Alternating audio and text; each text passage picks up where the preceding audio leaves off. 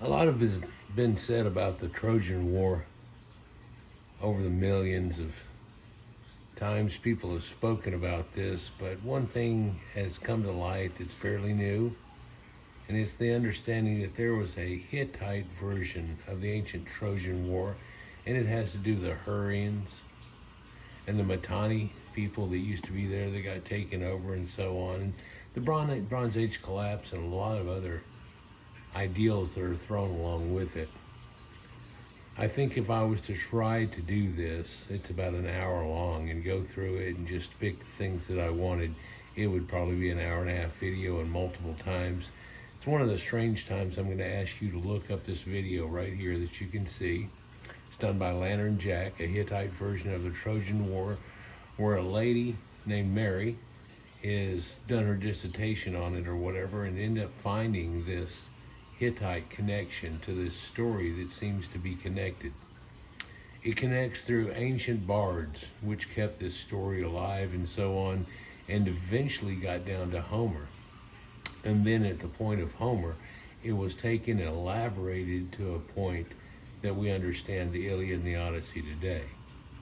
And she talks about Etruscan connections and all kinds of other things that show you that that's in the myth that's there and the things that go along with it, and that there were a few different tropes being put in there, but one of them that's shown in the Hittites that really makes the difference is showing you that there were captives that were going to be killed and so on, and that ends up happening in Homer's Iliad and Odyssey too.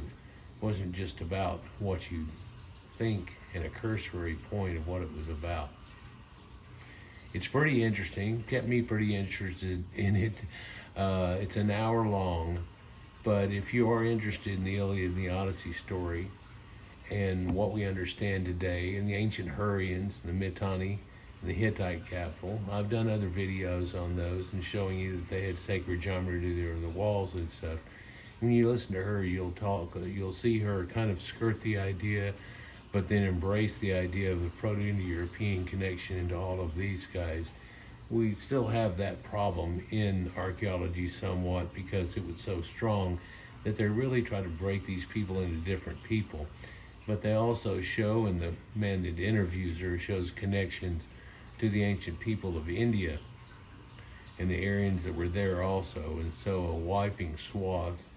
But just the Hittites in that, and its connections, where they develop into it and had this story that they had of conquering and so on, and it ends up being eventually taken into what we know of as the Iliad and the Odyssey many, many years later. They've got a few different bard type tales and things like that she goes into and talks about briefly somewhat. She doesn't go deep into everything. And good thing that she didn't, because you could tell that it would be 4 or 5 hours worth of information, and then at the end of that she'd still feel like she left out some important things that she knows and has found.